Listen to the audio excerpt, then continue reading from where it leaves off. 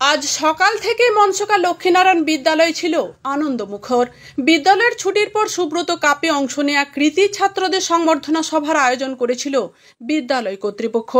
ছাত্রদের সংবর্ধনা জানাতে আজ বিদ্যালয়ে যান ঘাটাল ব্লক প্রশাসনের তরফে বিডিও অভিক বিশ্বাস, ঘাটাল পঞ্চায়েত সমিতির তরফে সভাপতি শ্যামলী সর্দার, সহসভাপতি বিকাশ কর, ক্রীড়া ও শিক্ষা কর্মাধ্যক্ষ পুতুল চৌধুরী, স্কুল শিক্ষা দপ্তরের ঘাটালের অতিরিক্ত জেলা বিদ্যালয় পরিদর্শক হিমাদ্রি শেখর ঘোষ, স্থানীয় ক্লাব অরুণোদয় সংঘের কর্মকর্তা, মনসুকা 1 গ্রাম পঞ্চায়েত কর্তৃপক্ষ সহ এলাকার ক্রীড়াপ্রেমী ও শিক্ষানুরাগী বিশিষ্ট ব্যক্তিরা।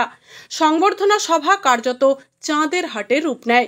সুব্রত কাপ অনূর্ধ্ব 17-তে জেলার চ্যাম্পিয়ন হওয়ার পর মনসুকা বিদ্যালয়ের ছাত্ররা রাজ্যের খেলায় অংশ নেবে 27 তারিখ। 26 তারিখ সমগ্র টিমকে নিয়ে পূর্ব বর্ধমানের জামালপুরে রওনা দেবে বিদ্যালয় কর্তৃপক্ষ। সেই প্রস্তুতি এখন তুঙ্গে। ছাত্রদের নিয়ে যাওয়া ও নিয়ে আসা সহ সেফটি ম্যানেজমেন্টের যাবতীয় দিক নিয়ে খুঁটিনাটি গুটি সাজাচ্ছে বিদ্যালয়। তারই মাঝে শুভেচ্ছা বার্তা আর সংবর্ধনার ঝড়। আজ বিদ্যালয় কর্তৃপক্ষ সম্মানের সাথে ছাত্রদের হাতে নতুন স্পোর্টস শু, গ্লাভস, ফুলের বুকে ও মিষ্টির প্যাকেট তুলে দেয়। ঘাটাল পঞ্চায়েত সমিতি ও ব্লক প্রশাসনের তরফে ছাত্রদের গোপাল চকলেট ও ফুলের তোড়া দিয়ে সকলকে শুভেচ্ছা জানান। অতিরিক্ত বিদ্যালয় পরিদর্শক সকল ছাত্রকে ফুল দিয়ে শুভেচ্ছা জানান। মনসুকা 1 গ্রাম পঞ্চায়েতের তরফে সংবর্ধনা জানাতে বিদ্যালয়ে যান প্রধান মিলন পাত্র ও গ্রাম পঞ্চায়েতের স্টাফ অভিষেক সাঁতরা। ক্রীড়া সরঞ্জাম কিনতে তারা 1000 টাকা তুলে দেন। অপরদিকে মনসুকা অরুণোদয় সংঘের বড় উদ্যোগ দেখা যায় এই সংবর্ধনাতে।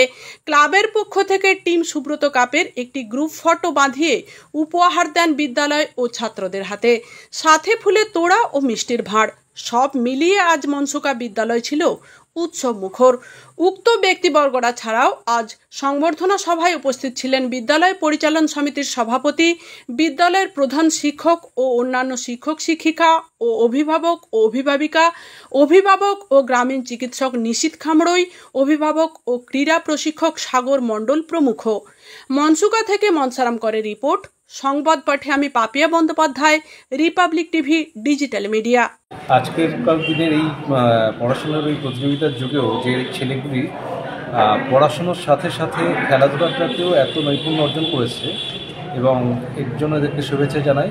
এবং আমার আশা থাকবে এরা যখন আরও বড় হয়ে আরও বড় হবে এবং তার সঙ্গে পড়াশোনার সঙ্গে খেলাধুলাকেও নিজেদের জীবনের অঙ্গ হিসেবে রাখবে, কারণ খেলাধুলাতে শরীর এবং মন দুটোই প্রসার হয়। ওরা পরিপূর্ণ মানুষ হয়ে উঠুক, এই আমার শুভেচ্ছা রইল। ধন্যবাদ।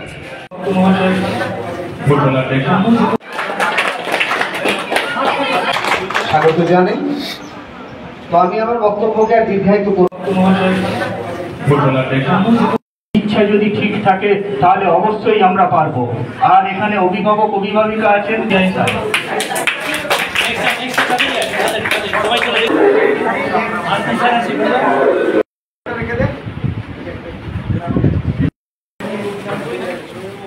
আকাশ